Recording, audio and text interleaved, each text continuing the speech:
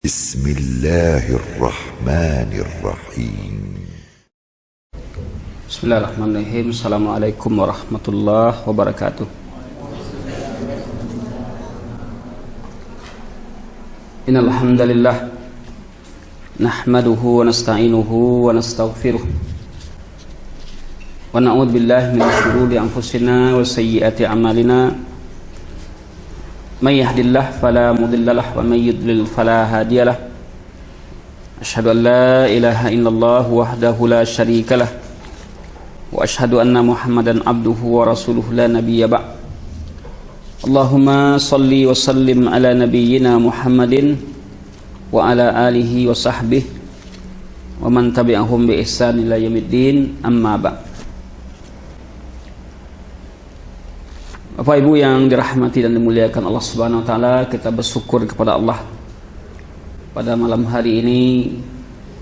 Alhamdulillah, dengan izin Allah Subhanahu wa taala kita dipertemukan dalam suasana sehat wal afiat dalam rangka untuk menimba ilmu, mempelajari kalamullah dan sunnah Rasulullah sallallahu alaihi wasallam. Terusnya salawat dan salam tak lupa kita untukkan kepada Nabi kita, Nabi besar Muhammad sallallahu alaihi wasallam, yang merupakan tauladan kita, uswah kita, panutan kita. Sesungguhnya kehidupan yang kita lalui insyaallah taala akan sentiasa dalam kebaikan, dalam petunjuk, dalam keselamatan tatkala kita ikuti petunjuk Rasulullah sallallahu alaihi wasallam yang merupakan sebaik-baik petunjuk. Khairul huda huda Muhammadin sallallahu alaihi wasallam. Ikhwatuna fillah yang dimuliakan Allah Subhanahu wa taala, pada malam hari ini insyaallah taala tema yang kita angkat adalah tema tentang tarbiyah an-nabawiyah litifli, pendidikan, cara Nabi mendidik terhadap anak, di mana tema kecilnya adalah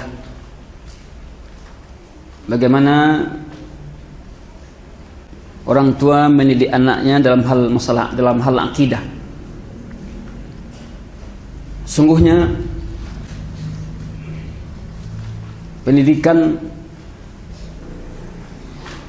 merupakan tanggung jawab yang besar, bahwa tanggung jawab mendidik itu merupakan tanggung jawab yang besar. Orang tua bertanggung jawab untuk mendidik anaknya.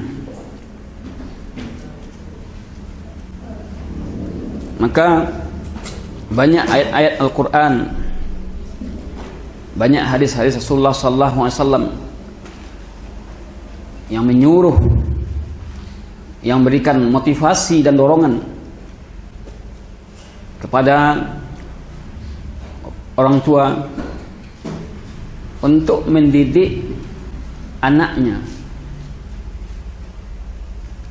di mana kita tahu bahwasanya pada dasarnya seorang anak itu berada dalam keadaan fitrah. Kullu mauludin yuladu 'alal fitrah. Setiap anak lahir dalam keadaan fitrah. Fa abawahu ayyuhawidanihi aw yunasiranihi aw yumajjisanihi. Kedua orang tuanya lah yang menjadikan anak ini menjadi Yahudi atau Majusi atau Nasrani. Maka tanggung jawab pendidikan yang akan mewarnai bagaimana anak itu adalah kita selaku orang tua. Oleh karena itulah rumah tangga yang memperhatikan pendidikan anaknya merupakan rumah tangga yang akan menggapai cita-cita, sebagaimana juga rumah tangga Rasulullah SAW. Maka dalam hal ini Dalam hadis yang cukup ma'ruf, Rasulullah sallallahu alaihi wasallam bersabda, kullukum ra'in wa kullukum mas'ulun an ra'iyatihi. Al-imamu ra'in wa mas'ulun an ra'iyatihi. Setiap kalian adalah pemimpin. Kullukum, setiap kalian adalah pemimpin. Wa kullukum mas'ulun an ra'iyatihi. Dan setiap kalian akan ditanya, akan diminta tanggung jawabnya tentang yang dipimpinnya. Al-imamu ra'in, seorang imam adalah dia pemimpin. Wa mas'ulun an ra'iyatihi, dan dia akan ditanya terhadap yang dipimpinnya.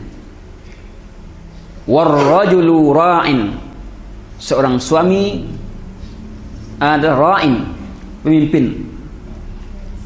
Wa huwa mas'ulun an ra'iyatihi, dan dia akan ditanya terhadap yang dipimpinnya. Wal mar'atu ra'iyatun, sang istri adalah ra'iyah, pemimpin. Fi baiti zawjiha, di rumah suaminya. Rumah suami, Nabi mengatakan di rumah suaminya.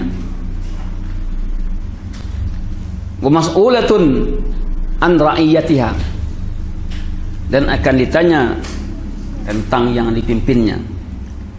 Wal khadim, pembantu juga ra'in, pemimpin.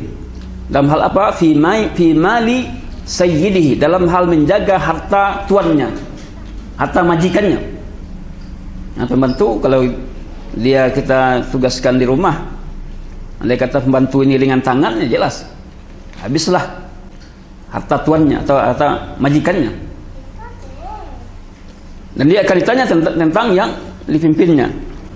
Wa kullukum ra'in wa mas'ulun an ra'iyatihi, dan setiap kalian pemimpin dan akan ditanya terhadap yang dipimpinnya. Hadis yang mulia ini menjadi dasar bagi kita akan peran tanggung jawab yang besar, tanggung jawab sebagai pemimpin, ya. Sehingga Rasulullah sallallahu alaihi wasallam membuat satu kaidah dasar bahwa seorang anak tumbuh dewasa sesuai dengan agama kedua orang tuanya. Seorang anak akan tumbuh dan dewasa sesuai dengan agama orang tuanya. Kalau agama orang tuanya baik, insya Allah anaknya juga akan baik. Kalau agama orang tuanya tidak baik, ya anak juga demikian. Oleh karena itulah memang tanggung jawab pendidikan ini pada dasarnya adalah tanggung jawab orang tua, tidak tanggung jawab guru di sekolah. Guru di sekolah ada sifatnya dia membantu,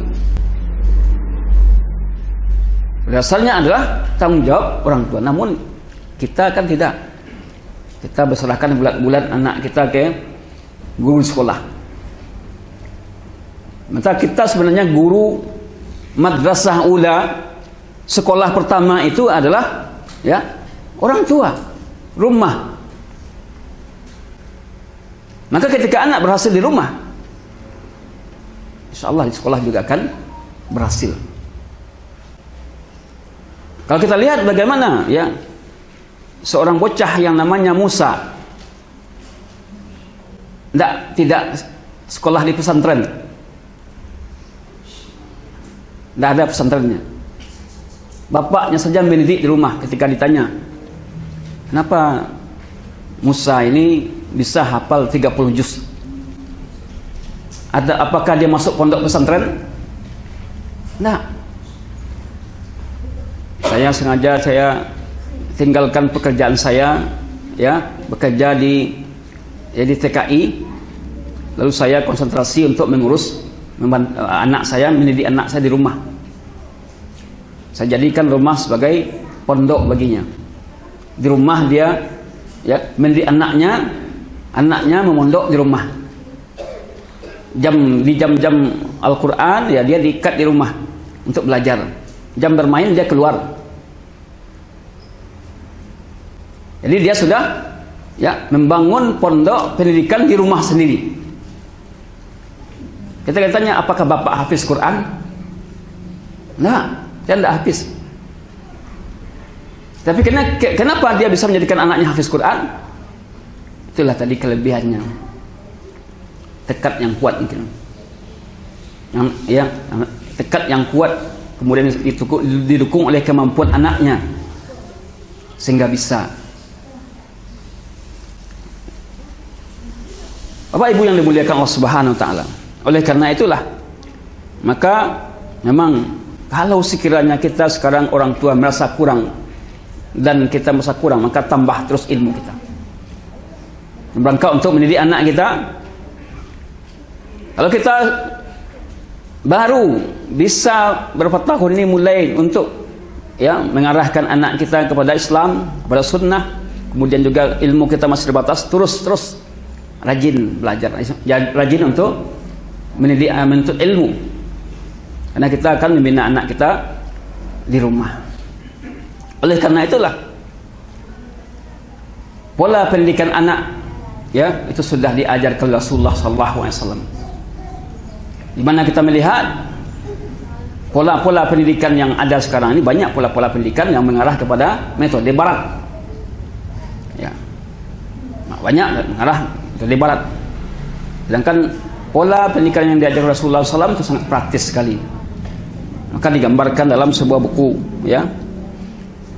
sudah ada terjemahnya, lihat nanti, yang berjudul yaitu Tarbiyah An-Nabawiyah Lit-Tifli, At-Tarbiyah An-Nabawiyah Lit-Tifli, yang sudah diterjemahkan, yaitu dengan beberapa bentuk terjemahan cara Nabi mendidik anak. Silakan nanti cari buku ini, cara Nabi mendidik anak. Sini dipaparkan bahwasanya rupanya untuk mendidik anak itu bukan setelah kita berkeluarga, sebelum berkeluarga rupanya, mulai dari mencari pasangan. Bagaimana Ustaz, saya dulu tidak memperhatikan? Ya tidak ada masalah kalau memang itu sudah terlanjur, ya bina diri kita dan bina istri kita. Kita dilihat dalam buku ini juga bahwa untuk mendidik anak menjadi bagaimana anak dididik dengan pola metode Nabi, memang mulai dari mencari pasangan, yaitu mencari istri yang salihah. Tunkahul mar'atu li arba', dinikahi wanita itu atas 4 perkara. Li jamaliha, karena faktor kecantikannya, wali maliha, hartanya, wali nasabiha, nasabnya, wali diniha, karena agamanya. Fasfar bidatid din taribat yadak, pilihlah karena faktor kebaikan agamanya, maka Anda akan selamat. Apa ibu yang dimuliakan Allah Subhanahu wa taala. Oleh karena itulah kita selaku orang tua terus berusaha untuk menambah ilmu kita. Kemudian ketahuilah bahwa anak itu adalah selagi anak masih usia selagi belum balik, itu anak itu pada dasarnya bisa untuk diluruskan. Karena tadi hadis Nabi mengatakan kullu mauludin yuladu 'alal fitrah. Setiap yang dilahirkan, setiap anak yang dilahirkan, berarti apa? Meliputi mukmin wa kafir. Mukmin dan kafir yuladu 'alal fitrah, dilahirkan dalam keadaan fitrah, suci, tidak ada dosanya. Maka orang tua yang pengaruhi fa'abawahu ayyuhawidanihi ayyumajisanihi ayyunasirani, kedua orang tuanya menjadikan anak itu Yahudi, Majusi dan Nasrani. Dia yang akan membentuk anak tadi. Fitrah, Sedangkan Allah Subhanahu wa taala memerintahkan untuk menyelamatkan diri kita dan keluarga kita dari api neraka. Ya ayyuhalladzina amanu qu anfusakum wa ahlikum nara. Ya ayyuhalladzina amanu qu anfusakum wa ahlikum nara, At-Tahrim ayat 6. Jagalah diri kamu dan keluargamu dari api neraka. Waquduhan nasu wal hijarah, di mana bahan bakarnya adalah manusia dan batu. Di atasnya ada malaikat-malaikat yang kasar, keras. La ya'sunallaha, di mana malaikat itu tidak mendurhaka kepada Allah. Ma amarahum, terhadap apa yang Allah perintahkan kepada mereka. Wa yaf'aluna ma yu'marun, dan mereka melakukan apa yang diperintahkan. Ku anfusakum wa ahlikum nara. Ali bin Abi Thalib mengatakan, allimu anfusakum wa ahlikum khaira. Ku anfusakum wa ahlikum nara, maknanya allimu anfusakum wa ahlikum khaira. Ajarkan diri kamu dan keluargamu kebaikan. Berarti apa? Memang untuk mengajari anak kita, memang kita dari kita dahulu. Tidak bisa. Kalau saya melihat banyak ya anak-anak diantarkan didikan subuh oleh orang tuanya, diantarkan didikan subuh, sering saya perhatikan itu, bapaknya tidak sholat subuh, tidak bisa. Anaknya diajarkan mengaji, bapaknya tidak pandai mengaji, tidak bisa. Karena di sini dalam ayat ini adalah alimu anfusakum, ajarkan diri kamu, ya, wa ahlikum, dan keluarga kamu khairan, kebaikan. Berarti apa? Kita harus belajar untuk menggapai kebaikan. Kita harus berusaha untuk memperbaiki diri kita, baru kita bisa memperbaiki anak kita. Makna lain dari ku anfusakum wa ahlikum nara, tafsir lain seperti yang ditafsirkan oleh Imam Fakhrul Razi dalam tafsirnya, ku anfusakum, ya, peliharalah dirimu, mengatakan itu dengan meninggalkan apa yang dilarang Allah atas kalian. Intiha ma nahallahu ilaikum, ya, meninggalkan apa yang dilarang. Termasuk menjaga diri dalam tafsir yang lain, menjaga diri kita dan keluarga kita, meninggalkan apa yang dilarang oleh Allah Subhanahu wa taala. Apa yang dilarang kita tinggalkan. Kemudian juga tafsir lain, ku anfusakum wa ahlikum nara, hendaknya seorang muslim memerintahkan diri dan keluarganya untuk mengerjakan kebaikan dan melarang mereka melakukan maksiat. Nah, ini juga ku anfusakum wa ahlikum nara, menyuruh keluarga, diri dan keluarga untuk melakukan kebaikan, mengerjakan kebaikan, dan melarang mereka berbuat maksiat. Ini makna dalam sekali. Melarang mereka berbuat maksiat, menyuruh mereka melakukan kebaikan, menyuruh diri kita dan keluarga kita melakukan kebaikan, dan melarang diri kita dan keluarga kita dari berbuat maksiat. Apa maksiat?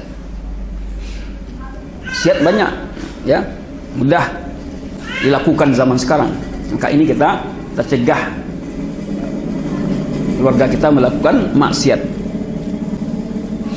Oleh karena itulah, dalam rangka untuk tanggung jawab pendidikan ini, tanggung jawab tarbiyah terhadap anak kita, maka dalam hal ini kita harus terus berusaha, karena yang namanya tarbiyah ini adalah proses. Adakah orang lahir alim? Tidak ada. Jadi ulama langsung tidak ada. Proses. Kita juga memproses diri kita untuk mengenal, untuk kita bisa menegakkan sunnah. Proses. Tarbiyah itu adalah sebuah proses sampai kepada haddit tamam, tingkat kesempurnaan. Itu namanya tarbiyah. Jadi tidak bisa bin salabin, ya, langsung kita menginginkan sempurna. Itulah proses tadi. Itulah proses melalui tarbiyah tadi. Oleh karena itulah kita melihat bagaimana para nabi, ya, Nabi Nuh alaihissalam mengajak putranya untuk beriman, tapi putranya tidak mau. Nabi Ibrahim alaihissalam mewasiatkan anak-anaknya untuk beribadah kepada Allah semata. Juga Nabi Yakub dan nabi-nabi yang lain. Nabi Yakub, in hadra Yakub al-maut, ya, madza ta'buduna min ba'di. Qalu na'budu ilahaka wa ilaha abaika Ibrahim wa Ismail wa Ishaq wa Yaqub wa Ishaq. Ya, ketika Yakub makan sakratul maut, apa yang dia katakan? Yaitu tentang masalah pendidikan akidah. Madza ta'buduna min ba'di? Apa yang akan engkau sembah setelahku? Ini menunjukkan bahwa memang pentingnya pendidikan akidah tadi. Bahkan Imam Al-Qayyim mengatakan tentang tanggung jawab pendidikan ini, beliau mengatakan perkataan yang sangat berbobot. Sungguhnya Allah Subhanahu wa taala ya akan menanya orang tua terlebih dahulu, akan bertanya. Sungguhnya Allah Subhanahu wa taala akan menanya orang tua terlebih dahulu tentang pendidikan anaknya sebelum anak ditanya oleh Allah Subhanahu wa taala. Jadi orang tua terlebih dahulu ditanya tentang pendidikan anaknya. Karena wasainal insana biwalidayhi husna. Ya ayyuhalladzina amanu qu anfusakum wa ahlikum nara. Hai orang beriman, jagalah diri kamu dan keluargamu dari api neraka. Maka orang tua dia yang ditanya terlebih dahulu terhadap pendidikan anaknya, baru nanti anak yang akan ditanya. Maka sekiranya terjadi persoalan kepada anak terhadap anak kenakalan, maka orang tua yang terlebih dahulu bertanggung jawab. Banyak sekarang orang mengkaji yaitu kenakalan anak-anak, kenakalan remaja kan? Tapi kenakalan orang tuanya nggak dikaji.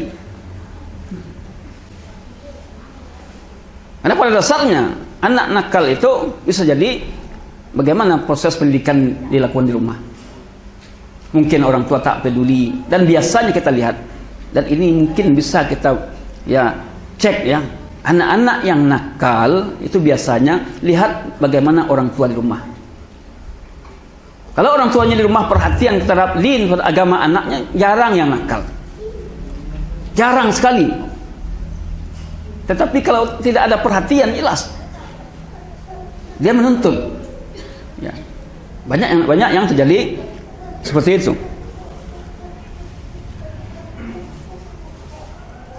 Kemudian apa yang kata Ibnu Qayyim? Barang siapa yang dengan sengaja tidak mengajarkan apa yang bermanfaat, ya, ini terjemahnya. Barang siapa yang mengajarkan kepada anaknya dengan sengaja tidak mengajarkan, ya, kepada anaknya apa yang bermanfaat bagi anaknya, dan membiarkan begitu saja, tidak mendidik anaknya, melalaikan pendidikannya, faqad, sini dikatakan faqad fa'ala ghayatul isaah. Sungguh dia telah berbuat jahat kepada anaknya. Siapa yang tidak peduli terhadap pendidikan anaknya, membiarkan pendidikan anaknya tidak bisa baca Quran, tidak bisa beribadah kepada Allah Subhanahu wa taala, tidak salat segala macam dibiarkan, berarti dia sudah berbuat jahat kepada anaknya. Ini suatu kejahatan yang sangat besar.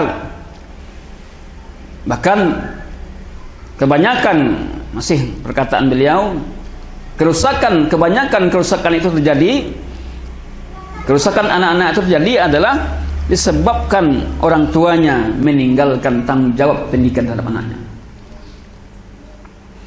Tidak mengajarkan kewajiban-kewajiban dalam agama, tidak mengajarkan sunnah-sunnah. Para orang tua melalaikan, ya, mereka di waktu kecil dilalaikan, memang sekedar untuk nafkah baik dikasih, tapi agamanya tidak diperhatikan, akidahnya tidak diperhatikan, ibadahnya tidak diperhatikan. Ketika ini dilalaikan, ya maka nanti akan terjadi juga demikian.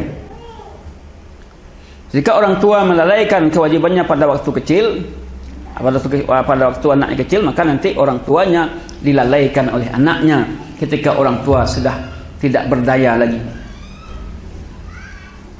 Ketika orang tua tidak perhatian kepada anaknya ketika kecil, maka ketika orang tuanya sudah lelah, sudah lemah, anak juga tidak memperhatikan.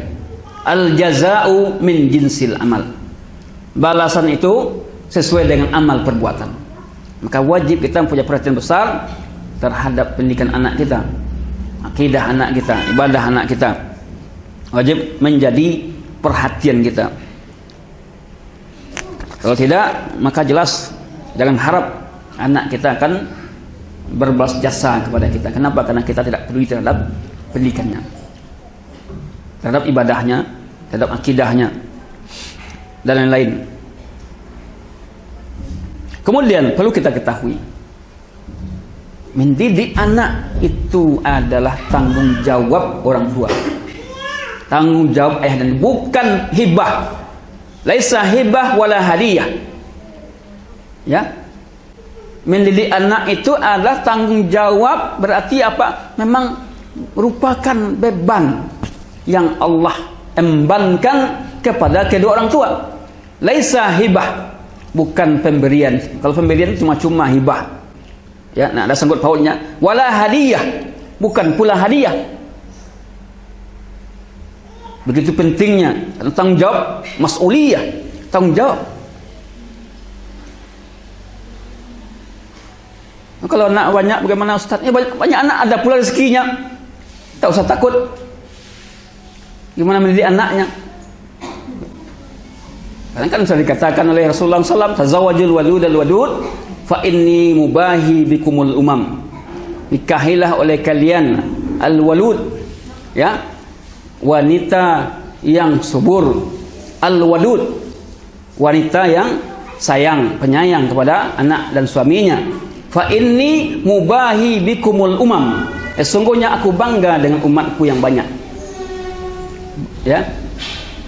Oleh karena itulah anjuran untuk memperbanyak keturunan ini merupakan sunnatullah, sunnah Nabi, dan juga sunnatullah yang Allah Subhanahu wa taala gariskan.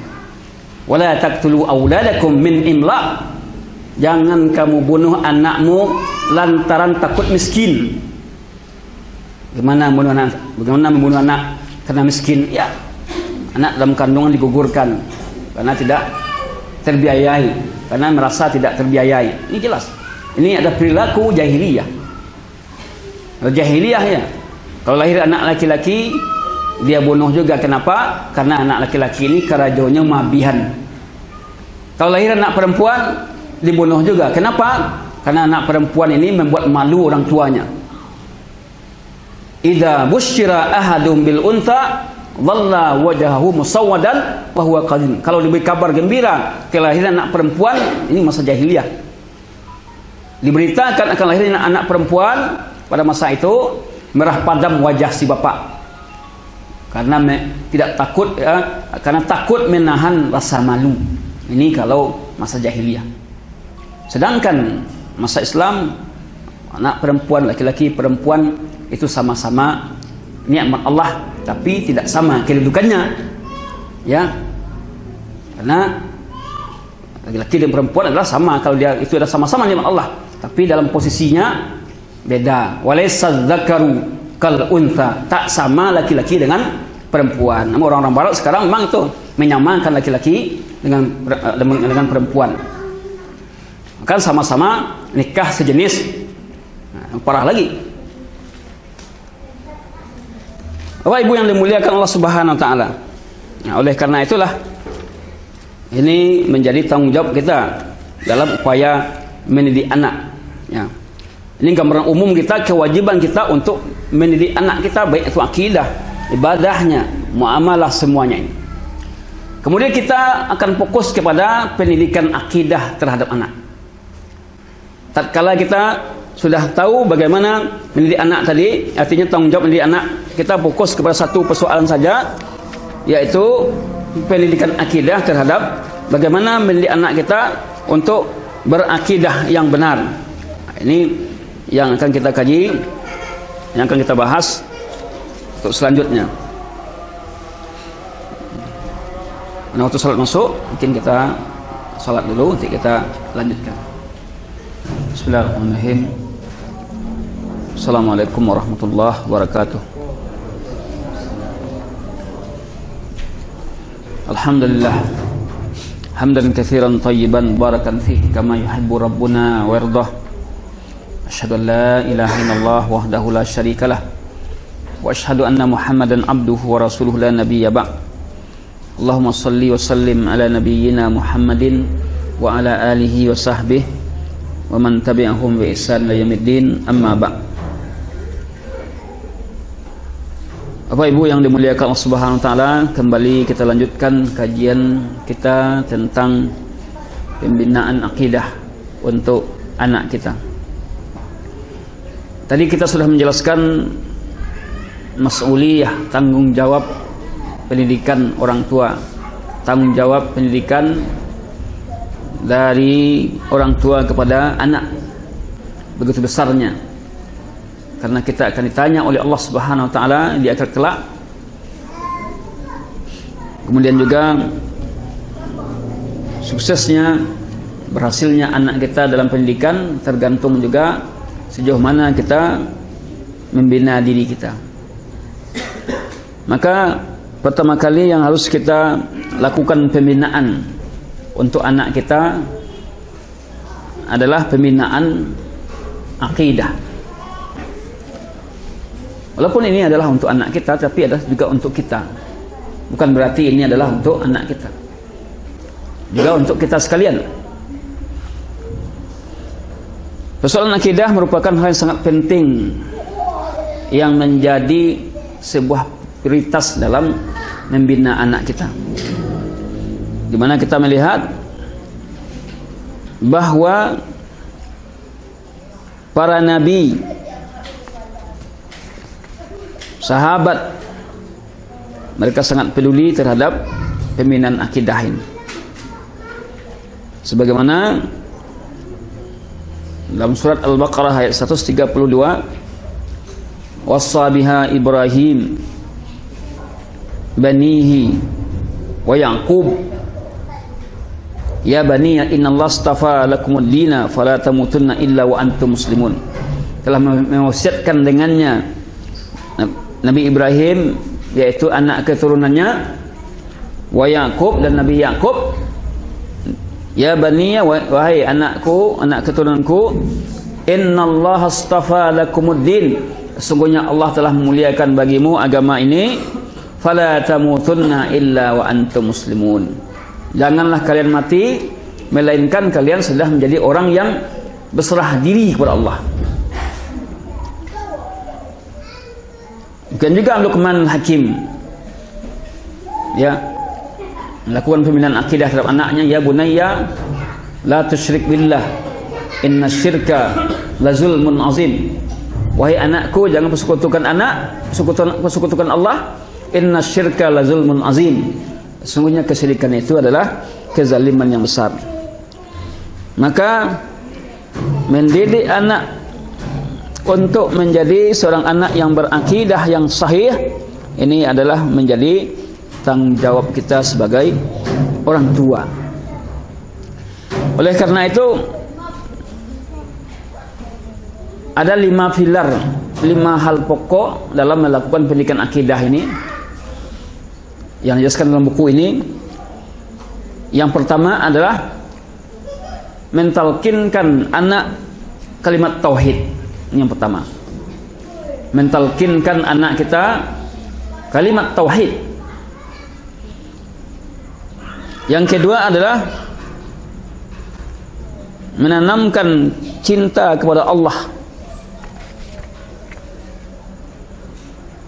Yang ketiga, menanamkan cinta kepada Nabi. Yang keempat, ta'limut tifli Al-Quran Karim, mengajarkan anak Al-Quran Al-Karim. Yang kelima, yaitu sabatut tifli alal aqidah, mengokohkan akidah anak, kokoh di atas akidahnya dan berkorban untuk akidah. Mau berkorban untuk akidah, untuk agamanya. Ini 5 hal pokok yang berkaitan dengan yaitu pembinaan akidah terhadap anak. Kita akan lihat satu persatu, ya. Kalau waktu memungkinkan kita akan kupas semuanya, jika tidak berapa yang bisa dari waktu yang ada. Ikhwanul fillah yang dimuliakan Allah Subhanahu wa taala. Jadi yang pertama adalah mentalkinkan anak kalimat tauhid. La ilaha illallah. Ajarkan la ilaha illallah. Ini dari dia mulai bisa ngomong kalimat syahadat, la ilaha illallah. Kalimat syahadatullah, la ilaha illallah. Syahadatul Muhammad, syahadatul Muhammad, syahadatul Rasul, Muhammad Rasulullah. Diajarkan dia untuk sering membaca kalimat tersebut. Awalnya mungkin dia hafal, kemudian setelah itu seiring anak ini sudah mulai ya besar, ya mungkin ketika dia sudah berumur 5 tahun atau 6 tahun baru diajarkan makna kalimat la ilaha illallah tadi. Atau mungkin kita 4 tahun atau 5 tahun sudah bisa dia memahami kata kita, ajarkan makna la ilaha illallah tadi. Jangankan kita, Bani Israel saja dia sudah selalu mendengungkan di telinga anaknya Immanuel. Immanuel. Rupanya Immanuel itu ilahuna artinya. Kan ada yayasan Immanuel, nah. Apa artinya Immanuel itu? Ilahuna, Tuhan kita. Ini Bani Israel. Oleh karena itulah maka ahabul asma ilallah, nama yang paling cinta oleh Allah adalah Abdullah, Abdurrahman, nama yang paling dicintai oleh Allah Subhanahu wa taala. Di mana dengan nama tersebut dia tahu bahwa dia adalah hamba Allah Subhanahu wa taala. Kemudian juga kita melihat bagaimana para salafus saleh juga mengajarkan anaknya kalimat-kalimat tersebut. Bahkan diajarkan juga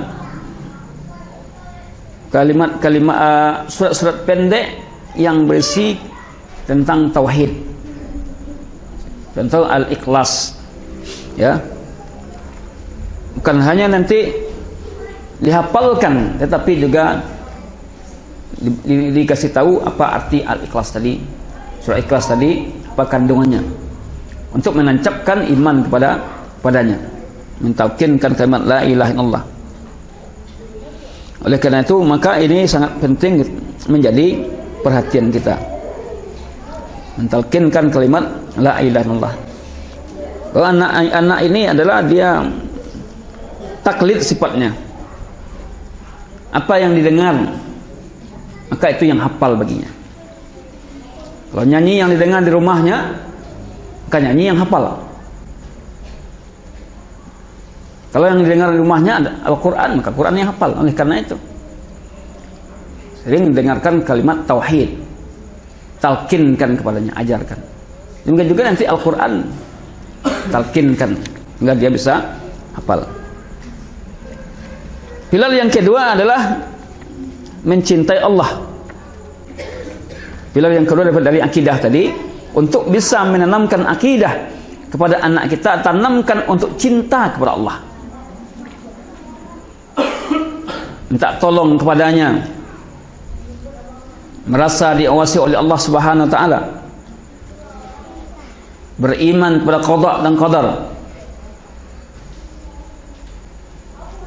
Karena menanamkan cinta kepada Allah Subhanahu wa taala, jika ini sudah terbiasa kita lakukan, maka akan tertancap dalam dirinya cinta kepada Allah. Rasulullah sallallahu alaihi wasallam mengajarkan sebuah hadis, ya, kepada Ibnu Abbas. Kita tahu bahwa Ibnu Abbas itu adalah sahabat Nabi yang ahli tafsir. Kuntu khalfan Nabi sallallahu alaihi wasallam yauman faqal ya gulam inni uallimuka kalimat. Aku berada di belakang Rasulullah sallallahu alaihi wasallam pada suatu hari, Lalu Nabi mengatakan, ya gulam, wahai anak kecil, inni u'allimuka kalimat, sungguhnya aku mengajarkan kepada kamu beberapa kalimat. Ihfazillaha yahfazka, jagalah Allah, niscaya Allah akan menjagamu. Ya, itu waktu itu Ibnu Abbas ya mungkin baru berumur 10 tahun atau di atas sedikit. Ini juga bisa kita tauladani untuk mengajarkan kalimat-kalimat penting kepada anak kita dalam rangka untuk mengingatkan dia kepada Allah Subhanahu wa taala. Ihfazillaha yahfazka, jagalah Allah, niscaya Allah akan menjagamu. Ihfazillaha tajidhu tujahak, jagalah Allah, ya, niscaya Allah akan menjagamu dan dia berada di hadapanmu. Menjaga Allah adalah mentaati perintahnya, meninggalkan larangannya, menjaga ketentuan-ketentuannya, ya, syariatnya, itu menjaga Allah. Idza sa'alta fas'alillah, jika engkau minta, mintalah kepada Allah. Wa idza sta'anta fasta'in billah, jika engkau minta tolong kepada Allah. Ini kita tanamkan. Tolong kepada Allah Subhanahu wa taala. Ketika sakit dia mengeluh, ajarkan dia untuk minta tolong, minta kesembuhan kepada Allah. Ya Syafi, isfina, ya Allah yang menyembuhkan, sembuhkanlah aku. Kita juga demikian. Tatkala kita menghadapi suatu persoalan yang kita tidak mampu untuk memikulnya, atau persoalan itu adalah terkait dengan Allah Subhanahu wa taala, jadi kita sakit, pertama kali kita tidak datang ke dokter. Ini kalau sakit awak jangan datang langsung ke dokter. Kalau sakit awak jangan langsung bali ube. Yang kita dahulukan adalah zat yang menyembuhkan. Allahumma shfini, Allahumma shfini, Allahumma rabban nas adli bil ba' ishfi anta syafi la shifaa illa shifa'u. Ini yang kita baca dulu adalah minta kesembuhan kepada Allah. Ini yang sering terlupakan. Kalau sakit awak, kalau sakit kepala, langsung minta kanan awak beli ube ke warung cik lo, atau pergi ke dokter. Ini salah. Allah yang menyembuhkan penyakit kita, kepadanya dulu kita prioritaskan mintanya, baru nanti ya kepada manusia dalam hal apa obatnya. Namun yang menyembuhkan Allah Subhanahu wa taala. Ajarkan dia untuk ya Allah sembuhkan aku, ya Allah, ya Allah sembuhkan aku, sehingga betul dia ketika dia terbentur satu persoalan, dia minta tolong kepada Allah Subhanahu wa taala. Ini adalah bentuk pengajaran akidah. Tidak pergi ke dukun tak, tidak pasang jimat tak, nak tempel jimat ya, nak dikalungkan jimat tak. Kepada Allah Subhanahu wa taala langsung kita minta. Ajarkan dia untuk minta tolong kepada Allah. Pernahkah kita melakukan seperti itu? Ini adalah tarbawiyah nabawiyah, pendidikan Nabi yang Nabi mengajarkan seperti itu. Wa idza sta'anta fasta'in billah, jika engkau minta tolonglah kepada Allah. Dalam hal apa kita minta tolong? Dalam hal, ada dua jenis bentuk pertolongan. Dalam hal yang urusannya itu hanya Allah yang berikan, tetap kita jelas itu kita minta tolong kepada Allah. Tidak, kalau contoh hidayah, kita minta hidayah kepada Allah. Contoh apa lagi? Rezeki, kita minta rezeki kita kepada Allah. Minta apa lagi? Kesembuhan kepada Allah, karena dokter tidak bisa menyembuhkan kita, bukan kepada obat. Obat itu adalah wasilah. Dulu sebelum ada obat ini orang minum jahe putih aja, tak ada obat. Jadi sekarang obat itu udah banyak macamnya kan, apalagi herbal lah banyak sekarang. Maka terlebih dahulu adalah kita minta tolong kepada Allah Subhanahu wa taala. Nanti baru kita usaha yang lain, yaitu beli obat. Adapun dalam urusan-urusan yang melibatkan manusia minta tolong, maka dalam hal ini kita boleh minta tolong kepada manusia, dan juga kita minta tolong juga kepada Allah agar dimudahkan. Umpama kalau persoalan itu terkait dengan orang lain, ya, urusan surat menyurat atau apa segala macamnya, kita minta orang itu, dia yang mengeluarkan izin umpamanya kan, izin sekolah atau hal-hal yang berat umpamanya. Samping itu dia mungkin yang bisa mengeluarkan, tapi kita minta tolong kepada Allah untuk melunakkan hatinya orang tersebut. Tetap kita minta tolong kepada Allah, meskipun itu terkait dengan manusia, kemampuan manusia. Jadi mengajarkan untuk menanamkan akidah kepada generasi anak kita, menurut sunnahnya adalah menanamkan cinta kepada Allah, minta tolong kepadanya, wa muraqabatullah, dan merasa diawasi oleh Allah, dan beriman kepada qada dan qadar, merasa diawasi oleh Allah Subhanahu wa taala. Kalau kamu bohong, antum kalau bohong, Allah lihat. Allah lihat. Di sekolah juga demikian. Ya, tanamkan dia merasa diawasi oleh Allah. Nah, boleh mencontek. Ya. Jangan nanti orang tua yang mengajak anak dusta atau tungkek membawa rebah. Mengajar anak dusta contohnya. Kalau datang nanti bapak itu ke rumah, kecian bapak nak do ya. Tujuh ibu nanti kan. Kalau datang ibu tu nanti ke rumah, kecian ibu, umi nak do di rumah. Maka ini adalah mengajari anak berbuat bohong. Kalau anak mencari dia tu tahunya kok. Balo kok. Uminya ada, tapi kecian tak ada. Ini telah mengajari pendidikan yang tidak benar. Jadi merasa diawasi oleh Allah Subhanahu wa taala.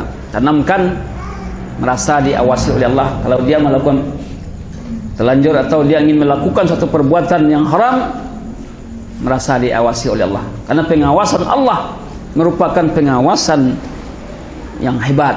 Karena Allah mengawasi kita kapan kita berada, di mana saja kita berada, Allah mengawasi kita. Kalau pengawasannya itu hanya ketika dia ada, ketika tidak ada, tidak bisa mengawasi.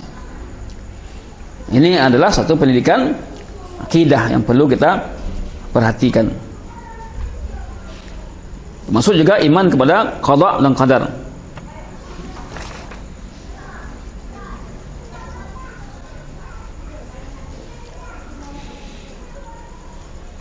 Kemudian mari kita lihat ada beberapa contoh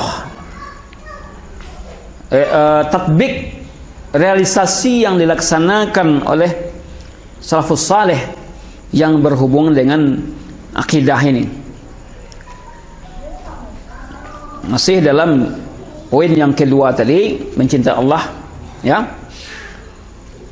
Ada satu riwayat di mana Umar bin Khattab radhiyallahu anhu, beliau berjalan, ya, melewati satu jalan, sedangkan dia pada waktu itu adalah sebagai Amirul Mukminin. Lalu dia berjalan, di tengah jalan itu ada sekelompok anak-anak yang sedang bermain, anak-anak kecil yang sedang bermain. Maka ketika melihat Umar, anak-anak itu langsung lari, kecuali satu orang. Semuanya lari kecuali satu orang tidak lari. Karena Umar, ya, setan aja takut padanya. Lalu anak yang tidak lari ini ditanya, kenapa kamu tidak lari? Teman-teman kamu lari, kamu tidak lari. Beliau itu adalah Abdullah bin Zubair. Beliau adalah yang tidak lari itu namanya Abdullah bin Zubair. Kagumlah Umar melihatnya karena tidak ada rasa takutnya. Namun Umar bertanya kepadanya, kenapa kamu tidak lari? Apa jawabannya? lam akun muzniban fa uhribu minka. Aku tak ada dosa, kenapa aku lari darimu? Apa dosaku? Ini mental, kuat sekali mentalnya. Ya. Walam akun li ukhafika fa wasya' laka tariq. Dan aku tidak takut kepada kamu sehingga aku luaskan jalan untukmu. Ini menunjukkan ya tingginya ya imannya, kuatnya imannya, tidak takut kepada manusia meskipun anak-anaknya tidak takut kepada manusia karena dia tidak bersalah. Ya. Dalam riwayat lain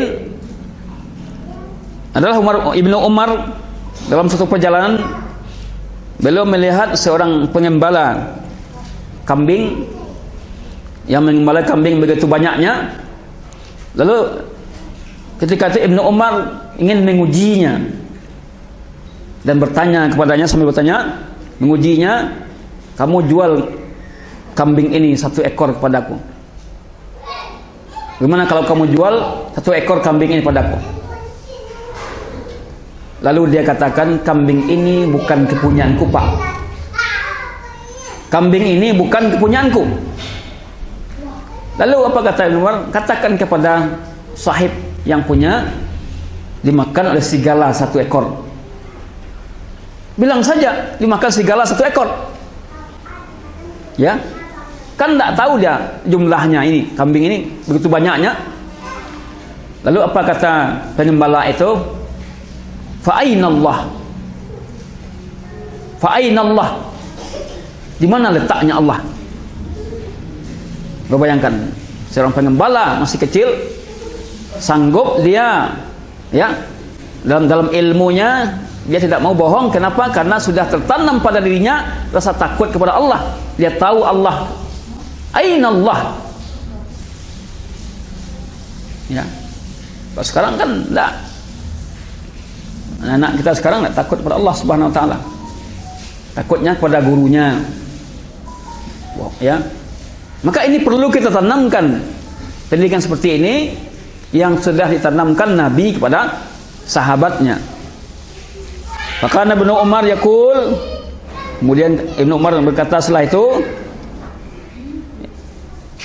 ainallah. Tahu dia bahwa anak ini punya akidah yang kuat, punya pemahaman yang kuat terhadap Allah Subhanahu wa taala. Hubbullah, cinta kepada Allah Subhanahu wa taala. Oleh karena itu, kita apabila ingin menanamkan pendidikan akidah kepada anak, tanamkan cinta kita kepada Allah Subhanahu wa taala, tanamkan cinta Allah kepada anak kita untuk mencintai Allah Subhanahu wa taala. Insyaallah akidah yang hak, akidah yang benar akan tertanam ketika kita sudah memahami akidah, konsep akidah tadi. Demikian juga dalam satu riwayat lain, ya, cerita para salafus saleh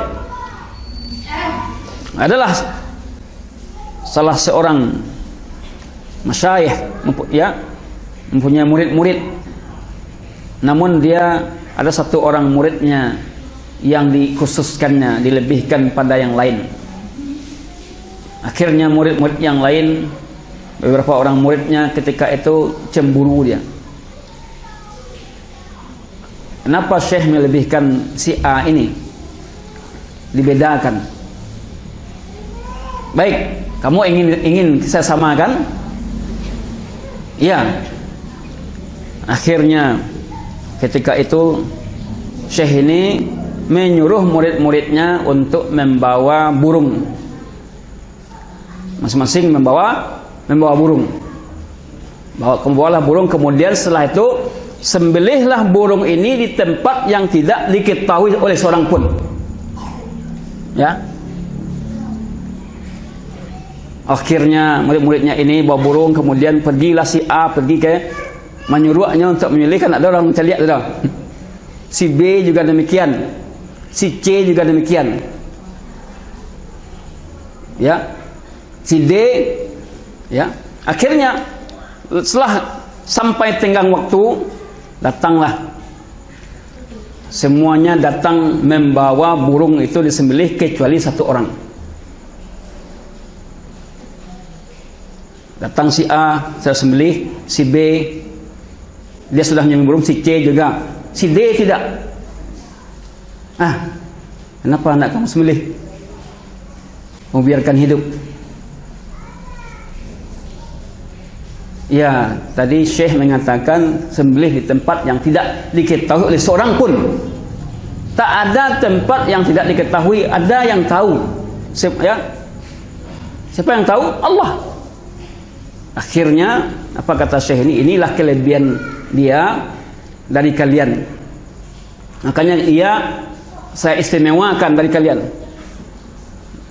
Ini menunjukkan bagaimana sudah sampai demikian tingkat keimanan para anak-anak salafus saleh. Sampai pahamnya seperti itu sampai seperti itu akidahnya. Bagaimana kita mewujudkan seperti itu? Tentu dari dasar usaha kita mewujudkan pemahaman akidah seperti itu. Tak bisa terbentuk dengan sendirinya, tetapi adalah melalui proses dari kecil dan dari kita terlebih dahulu kita mulai.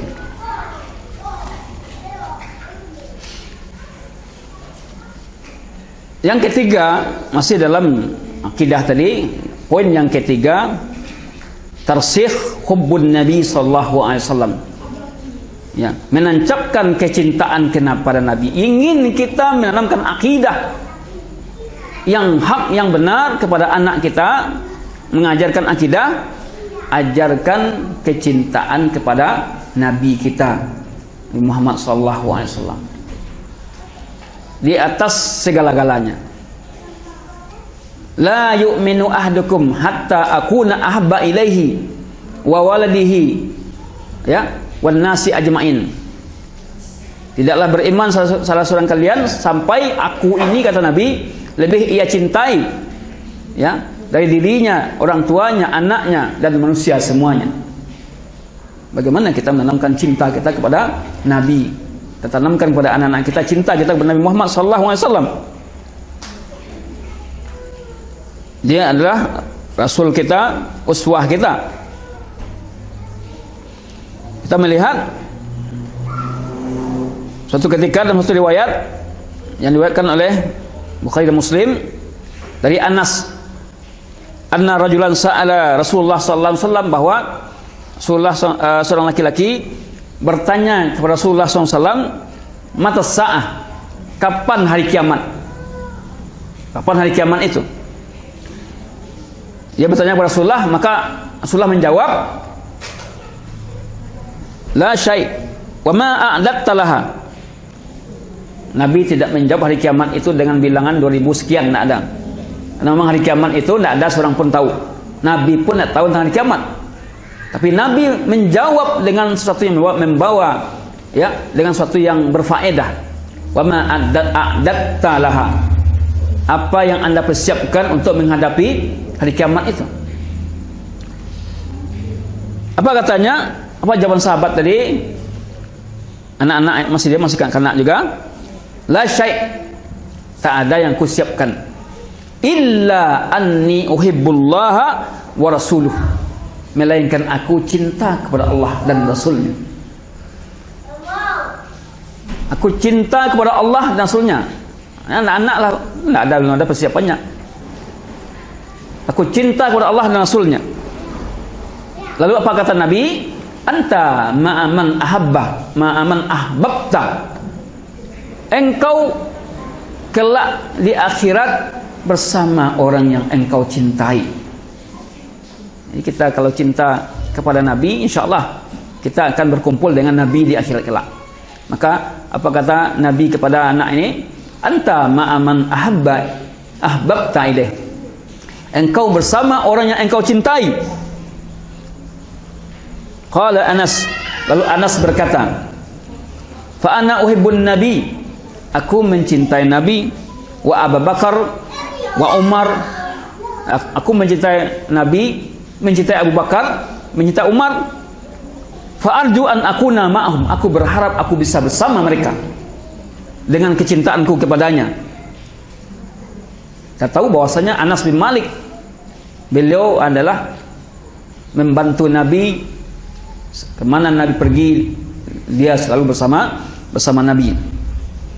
Anas khadimun Nabi, membantu Nabi, sedangkan dia waktu itu berumur masih kecil 10 tahun. Dia bersama Nabi sampai 10 tahun. Nah, ini menunjukkan bahwa kecintaan sahabat kepada Nabi sungguh sangat luar biasa. Demikian juga kita tanamkan cinta kita, cinta anak-anak kita kepada Nabi yang jadi idola itu Nabi. Bukan jadi idola bintang film, main sepak bola, tapi Nabi. Maka mungkin belilah kisah-kisah, ya, kisah-kisah Nabi, kisah-kisah sahabat, suruh dia untuk membacanya, temani dia untuk membacanya, sehingga semakin cinta dia kepada Nabi. Bagaimana kita menanamkan cinta kepada Nabi, ya? Bagaimana menancapkan cinta Nabi, cinta kepada Nabi terhadap anak? Bisa kita lihat dalam praktek apa yang dilakukan oleh sahabat-sahabat. Di antaranya adalah tampak yang pertama, as-sur'ah fil istijabah linidaihi wa tanfidi awamirihi. Ini yang pertama. Ingin kita menanamkan, ya, kecintaan kepada anak kepada Nabi, maka tanamkan apa? Segera mengabulkan seruannya dan melaksanakan perintahnya. Terlihat sahabat-sahabat Nabi itu belum berpacu untuk, ya, mengabulkan permintaan Nabi. Bahkan bersegera dia untuk melaksanakan perintah-perintahnya. Ya, tanpa menunda-nunda. Tatkala Ali bin Abi Thalib masih kecil diajak masuk Islam oleh Nabi, langsung masuk Islam tanpa berfikir, ya. Tidak ada yang dia takuti. Segera dia melaksanakan apa yang disampaikan Nabi dan ajakan Nabi. Dikeluarkan oleh Imam Al-Bukhari dari Ibnu Abbas bahwa Nabi Muhammad SAW dakhalal kala, masuk WC, ya. Lalu ia berkata, Ibnu Abbas berkata, fawada'tu lahu wudu'an, aku letakkan air, ya, ember yang berisi air di tempat Nabi, ya, buang hajat. Lalu ketika Nabi keluar, ya, Nabi, ya, akan cebok, man wada'a hada, siapa yang meletakkan ini, ya? Tiba-tiba ada orang meletakkan air di tempat Nabi buang hajat. Siapa yang meletakkan kau? Padahal yang meletakkan siapa? Ibnu Abbas ketika itu. Fa akhbara, lalu dia mengkhabarkan, aku ya Rasulullah. Lalu ketika itu Nabi melihat itu, Nabi langsung memujinya. Bukan memujinya, bahkan Nabi mendoakannya. Apa doa Nabi? Allahumma faqihu fid din. Ya Allah, berikan kefaqihan dia dalam agama. Jadi Nabi memberikan reward, ya, yaitu berupa doa kepada yang membantunya. Tanpa disuruh-suruh, dia terlihat di sini bagaimana perhatiannya kepada Nabi. Tahu Nabi buang hajat saja, tidak disuruh, langsung dia meletakkan ember yang diisi air di dekat Rasulullah SAW. Jadi apa? Untuk menanamkan kecintaan kepada Nabi itu, segera kita untuk melaksanakan perintahnya, tidak menunda-nunda, ya. Mungkin juga dalam urusan agama kita segera untuk melaksanakan perintah Allah Subhanahu wa taala.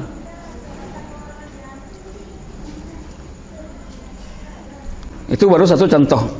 Kemudian yang kedua, di antara bagaimana menanamkan cinta kepada Nabi,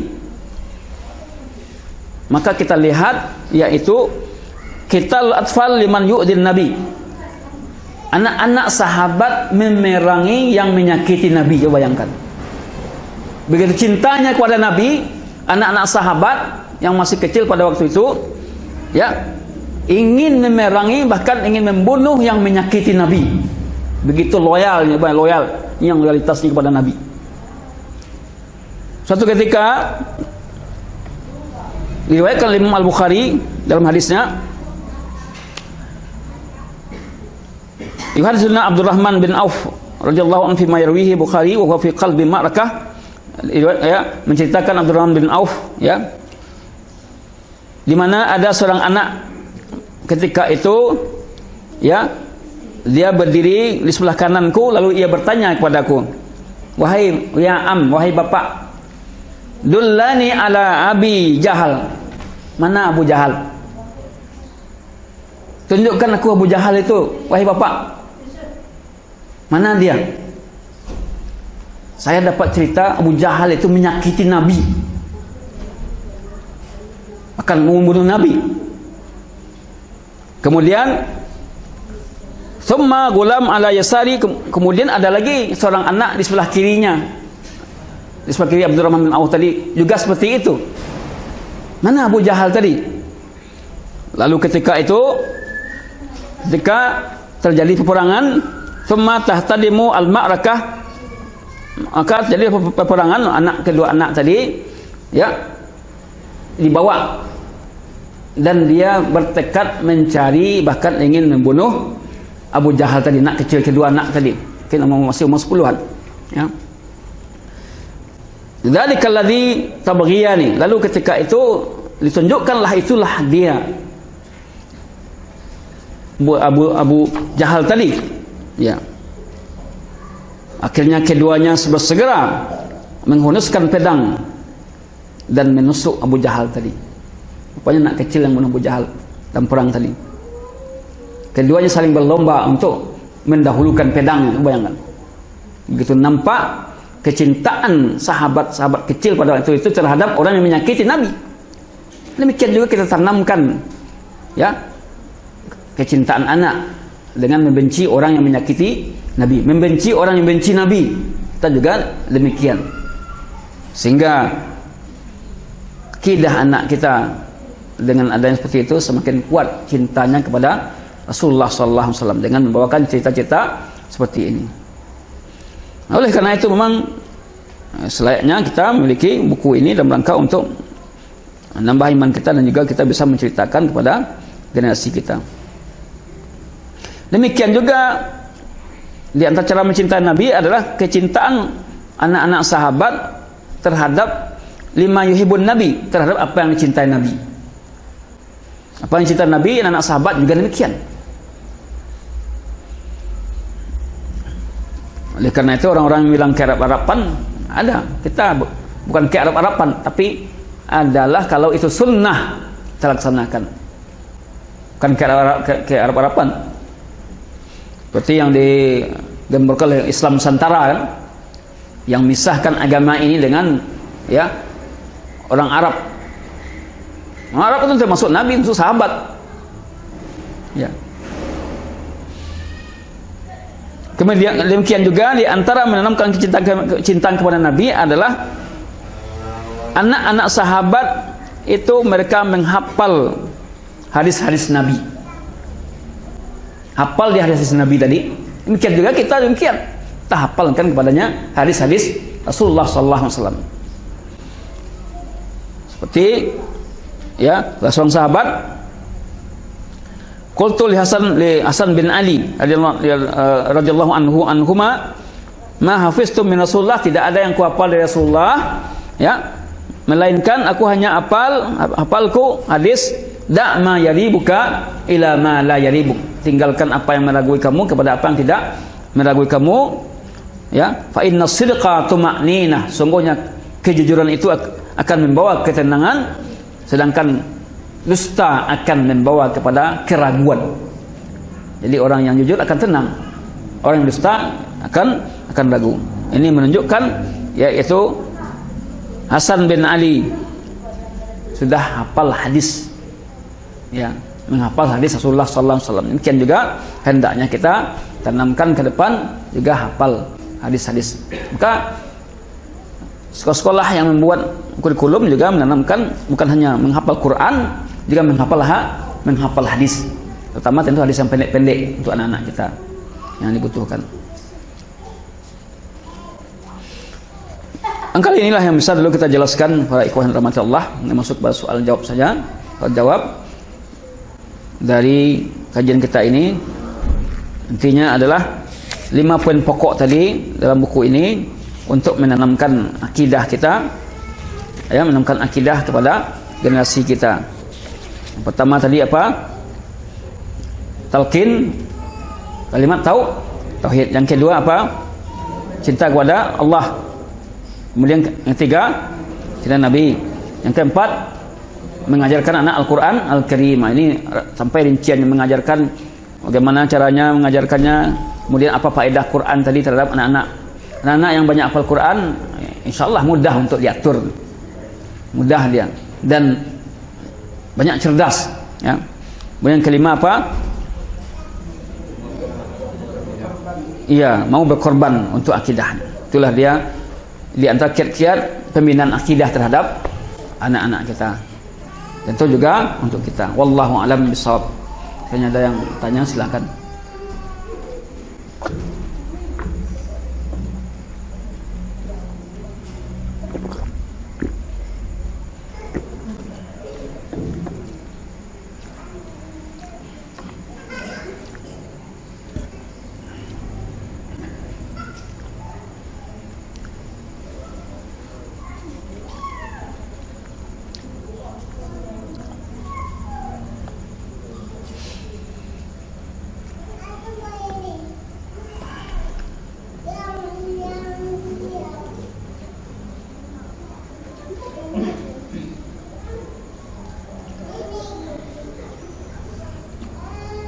Silakan. Pertanyaan.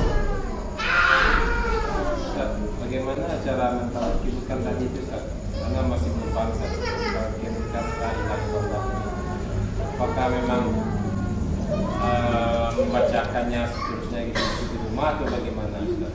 Atau cuma memahamkan makna dari la ilaha illallah? Mentalkinkan itu mengajarkan dia untuk membacanya, mengejanya. La ilaha illallah. Tentu mulai dia awal sudah pandai bicara, kita sudah talkinkan la ilaha illallah, ditirukan oleh anak. La ilaha illallah. Nanti kita aja kalimat tauhid, la ilaha illallah. Apa kalimat tauhid apa? La ilaha illallah. Syahadat Rasul apa? Muhammad Rasulullah. Ini perlu kita mempertanyakan kepada anak-anak kita seperti itu. Siapa nabi kita? Muhammad, ya. Kitab kita apa? Al-Quran. Sehingga diulang-ulang terus seperti itu, sehingga lama-lama tertancap, telinga terekam dia. Saya diajarkan oleh orang tua supaya saya seperti ini. Sampai di SD pun dia, kita terus ingatkan dia kalimat tauhid tadi. Nah, awalnya mungkin ditalkinkan, kemudian dihafal, lama-lama nanti baru dipahamkan maknanya la ilaha illallah, tidak ada yang berhak disembah kecuali Allah. Nanti kalau dia sudah mulai bisa berpikir, ya kita ajarkan yang sembah Allah, berdoa kita hanya kepada Allah, minta kita hanya kepada Allah, minta tolong kita hanya kepada Allah. Itu kita terus kita dengungkan itu terus kepadanya, sehingga terbiasalah dia mendengar. Karena pendidikan itu memang berulang-ulang. Kalau sekarang kita lihat banyak mata pelajaran, banyak, ya, sehingga kadang tidak terkuasai oleh anak-anak. Tapi yang dasar-dasar itu kita kuatkan kepada anak-anak kita. Dasar-dasar syahadat Rasul, syahadatain tadi, rukun iman, rukun Islam, kita tancapkan. Sekarang aja kita lihat anak-anak, banyak anda hafal rukun Islam gitu. Ketika diulang terus waktu dia kecil itu kuat sekali. Contoh aja kita belajar dulu di sekolah Pancasila. Saya masih hafal sekarang 5 itu. Pancasila itu ketuhanan yang Maha Esa. Kan terus diulang terus. Sampai tua tetap hafal itu. Yakin. Kenapa? Diulang. Kalimat tauhid, Al-Quran atau satu kebaikan kalau diulang-ulang terus kepada anak, insya Allah akan tertancap hatinya. Jadi memang itulah cara pendidikan Nabi yang diajarkan Nabi, memang mengulang-ulang itu. Mengulang-ulang kemudian melangkah kepada al-faham, memberikan paham. Kemudian berikutnya melangkah kepada al-iqan, meyakini. Kemudian melangkah kepada at-tasdiq, dibenarkan kalimat tersebut. Mungkin di sinilah posisi orang tua untuk terus membekali dirinya dengan akidah tadi, sehingga kita bisa menghasilkan generasi yang memang cinta kepada Nabi tadi. Maka saya lihat kalau anak-anak kita sudah berikan dasar-dasar pendidikan seperti itu, dan di sekolah dia diberikan juga, tidak masuk pesantren pun anak kita tidak ada masalah. Ya, kalau dia hanya sebatas dasar-dasar tadi. Kecuali kalau ia ingin mendalami sepanjang, ya ingin mendalami baru. Kalau kita orang tua sudah melakukan pembinaan intensif di rumah, cukup dia di sekolah formal saja, pulang ke rumah kita kan, dan kita awasi terus laku orang tua. Tidak masuk pesantren pun tidak ada masalah. Nah, sebagian orang tua masukkan anak pesantren, di anaknya mada kan, nakal, nah, diancam kan, masuk pondok kan, ini yang keliru sekali. Bukan untuk mendidik anaknya, tapi karena bermasalah. Jadi itu. Wallahu a'lam bishawab. Ya. Assalamualaikum. Dengan anak di sekolah kan anak-anak banyak, dan itu kan berbagai macam permasalahan anak-anak yang ada di sekolah. Jadi itu permasalahan itu akan dihadapi oleh guru-guru yang ada di sekolah, dan itu adalah bentuk bantuan dari guru terhadap pendidikan orang tua. Jadi di antara permasalahan itu kan ada anak yang nakal, lari ke teman, atau ada anak-anak yang tidak serius belajar, malas belajar, atau ada anak-anak yang memang dia mau belajar tapi susah menyerap pelajaran dengan baik, lama. Itu kan biasa beberapa permasalahan. Itu bagaimana kiat-kiat kita sebagai guru di sekolah untuk mengatasi permasalahan seperti itu? Ya. Ya tentu kita lihat apa persoalan anak tadi. Kalau persoalannya adalah malas, kenapa malas? Maka pelajari sebabnya dulu. Kalau dia nakal, kenapa dia nakal? Pelajari dulu, mungkin saja dia nakalnya ini bawaan dari rumah. Jadi dari rumah dia sudah nakal juga. Tapi kalau dia masuk sekolah kita, karena baru-baru nampak nakalnya lain. Baru-baru kan, tapi seiring dengan berjalannya waktu, nampak nakal. Dulu kawannya nakal, yang sama dapat kawannya. Nah, kita pelajari sebabnya dulu. Setelah kita tahu sebabnya, baru kita terapi. Mungkin di rumah dia nakal karena teman-temannya banyak yang jahat atau lingkungannya tidak bagus dahulu. Maka nantilah itulah kita kasih tahu bahwa tidak boleh berteman dengan orang-orang seperti itu.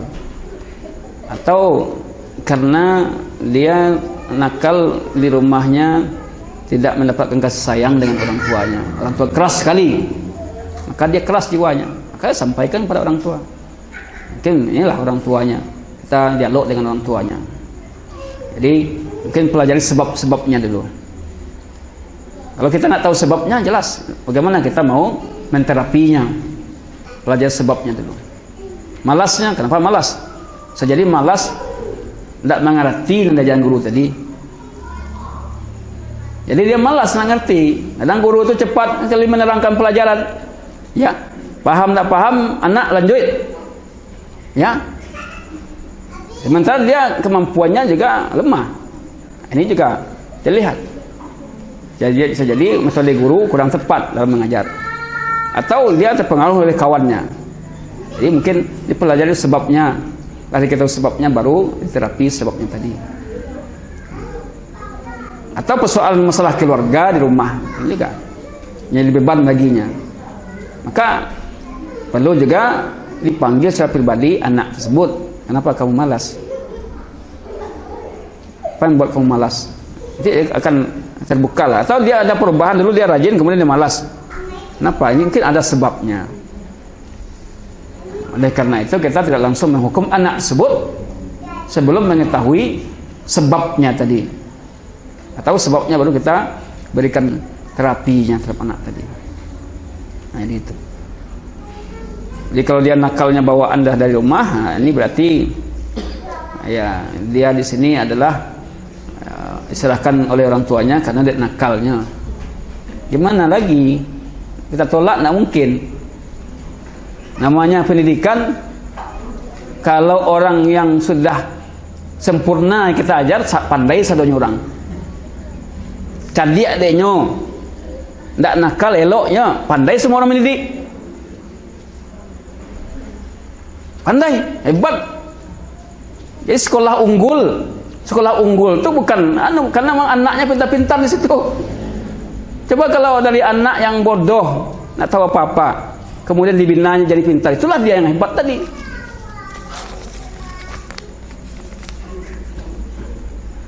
Jadi itu.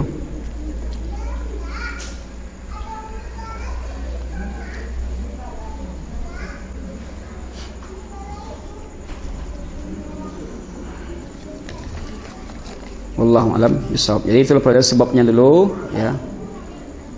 Oleh karena itu memang seorang guru dia bukan muallim saja, tapi murabbi. Muallim hanya mentransfer ilmu, ya. Tahu nak tahu, ngerti tak ngerti lanjut. Tapi dia murabbi membimbing dia. Kenapa nak tahu, kenapa begini, ya, dengan kasih sayang. Pada awal tausiah tadi telah disebutkan bahwa orang tua jangan memberikan pendidikan anaknya bulat-bulat kepada gurunya. Kan tetapi jika kita berada di posisi sebagai guru dan para orang tua telah memberikan pendidikan anaknya bulat-bulat kepada kita, maka sikap apakah yang seharusnya kita ambil? Kan tapi jika kita berada di posisi sebagai guru dan para orang tua telah memberikan pendidikan anaknya bulat-bulat kepada kita, maka sikap apakah yang seharusnya kita ambil? Ya, kita sebagai seorang guru, kalau dia sudah berada di lingkung sekolah, ini adalah tanggung jawab sekolah melakukan pembinaan kepadanya. Jadi tidak ada intervensi wali murid, tidak ada. Kekurangan anak inilah nanti kita sampaikan kepada orang tuanya untuk membina lagi di rumah. Diserahkan bulat-bulat artinya adalah orang tua tidak mau, yang saya maksud diserahkan bulat-bulat ini, orang tua tidak mau tahu lagi. Baik anaknya yang sudah sampai di rumah, tidak tahu lagi, mau tahu lagi dia dengan pendidikan anaknya ketika dari rumah. Itu yang bulat-bulat maksud. Namun ketika orang tua menyerahkan bulat-bulat bahwa ini anak saya jika berada di sekolah semuanya saya serahkan kepada abi dan umi, ya, kepada ustadz dan ustazah di rumah. Bagaimananya dia, tolong selesaikan. Karena itu sudah merupakan tanggung jawab sekolah. Ya. Tapi ketika anaknya bermasalah di sini di sekolah, kemudian kita suruh juga untuk memberikan terapi di rumahnya, maka ini adalah kewajiban. Ketika dia melalai, ketika hanya menyerahkan saja kepada guru, maka inilah yang tidak benar. Serahkan bulat-bulat tadi, tidak mau tahu dengan anaknya, tidak mau tahu bagaimana anaknya ini, soal anaknya, dia tidak mau tahu, tidak pernah bertanya, ya, itu yang saya maksud. Bagaimana kondisi anak saya, tidak ada perhatian pada anaknya, sebatas di antara anak bayar SPP ya sudah. Diundang rapat tidak mau, ya, nggak diundang rapat tidak datang orang tua, asal bekerja. Bukanlah, mungkin ibunya yang datang, uminya yang datang. Yes, semakin tinggi perhatian orang tua terhadap pendidikan anaknya, makin berhasil anaknya. Bahkan ada orang tua yang tidak ngaji, dia belajar ilmu agama dari anaknya. Ketika kita di Padang dulu itu orang umum lagi. Pilih lihatnya buku referensi, bagus sekali rupanya ini. Bahkan jadi bahan ceramah juga, dia ustadz kan. Buku itu jadi bahan ceramah baginya. Akhirnya alhamdulillah dapat hidayah dia. Kali anaknya juga dibimbingnya di rumah. Alhamdulillah dapat hidayah. Jadi kita orang tua juga harus tahu apa yang dipelajari nanti, yang dipelajari anak itu apa buku-bukumu nak, apa buku-bukumu. Kalau itu bukan, kalau buku bahasa Arab ya Pak nak tahu ini mal apa judulnya ini. Kalau nak tahu bahasa Arab ya kita belajar, kalau mungkin belajar. Kalau enggak, apa buku-bukunya, nama ini buku apa ini buku. Jadi tahu juga kita. Kalau dia masih SD yang itu jelas buku-buku dia tahu. Tentu kita bisa memahaminya karena bahasa Indonesia kan. Apa buku-bukunya, buku agamanya. Nah, tahu kita bisa belajar dengan bukunya tadi. Nah, jadi itu. Jadi menyerahkan bulat-bulat kalau itu sudah di sekolah itu tanggung jawab bulat-bulat, tanggung jawab guru. Namun nanti untuk membantunya di rumah maka inilah orang tua ikut serta ya menyelesaikan persoalan-persoalannya.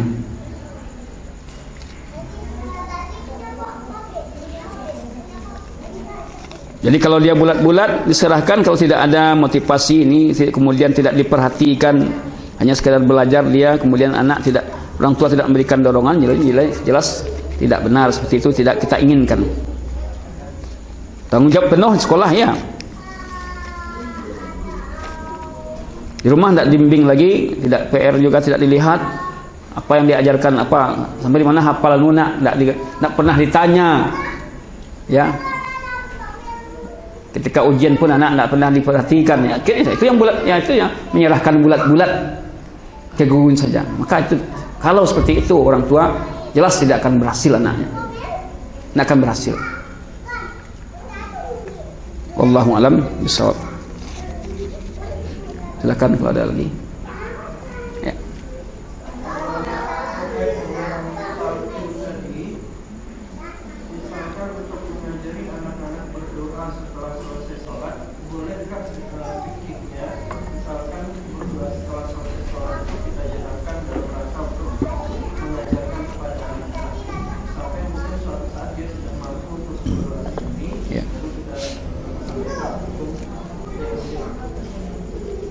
Ya, jadi li ajli ta'lim ya, mengajarkan anak zikir berjamaah li ajli ta'lim boleh, karena untuk mengajarkan bagaimana dia hafal.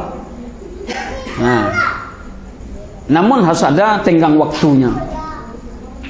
Setahun dah berlalu, tahun kedua masih hijau jamaah deh kan, tahun ketiga masih hijau lah. Jadi i'tikad jadinya nanti, jadi keyakinan. Terus ada ini mungkin program kita 6 bulan. 6 bulan ini paling lama anak asapa zikir sehari-hari. Nah, jadi ada pantauan. Untuk mantau ini maka gurulah bertugas. Nanti ditinjau satu-satu. Dah hafal atau belum? Ya, wajib hafal sekian. Kalau tidak dia akan diberikan sanksi. Yang sudah hafal diberikan hadiah. Jadi kalau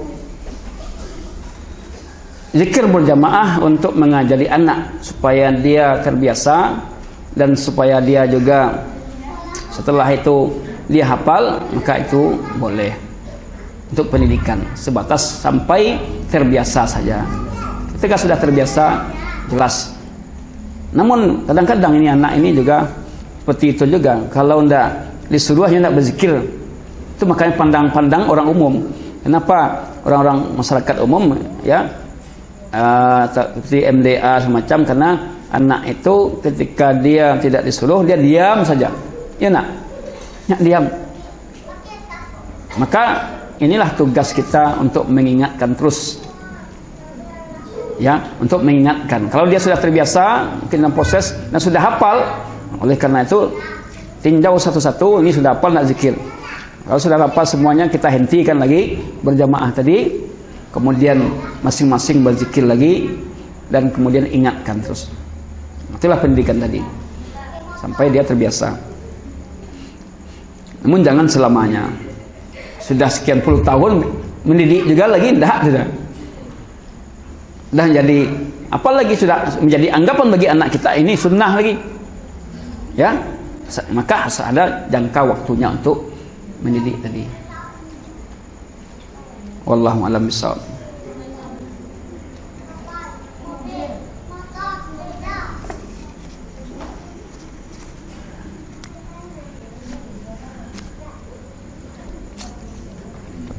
Jika tidak ada, barangkali kita cukupkan sampai sini saja kajian kita pada malam hari ini. Mudah-mudahan bermanfaat ya, apa yang kita berikan tadi. Mudah-mudahan kita bisa mengemban amanah selaku seorang bapak yang belum jadi bapak. InsyaAllah ilmu baginya yang sudah jadi bapak terus menimba ilmu, menambah dan usaha untuk ya, melakukan proses pembinaan terhadap anak yang tadi, pembinaan akidah tadi. Maka teruslah kita untuk mempelajari agama ini, khususnya tentang pendidikan akidah terhadap anak kita, sehingga terus kita terbiasa untuk melakukan pembinaan.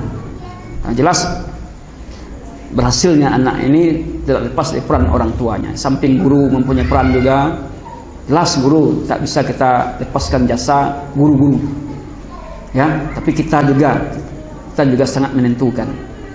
Ya, dukung, dia saling ya, mendukung itu. Tidak bisa dipisahkan peran orang tua dalam melakukan pembinaan terhadap anak. Apabila sukses anak di rumah, maka insyaallah di sekolah akan bisa sukses. Wallahu a'lam bishawab. Sallallahu ala nabiyina Muhammadin wa ala alihi washabbihi wa akhiru da'wana alhamdulillahi rabbil alamin. Assalamualaikum warahmatullahi wabarakatuh.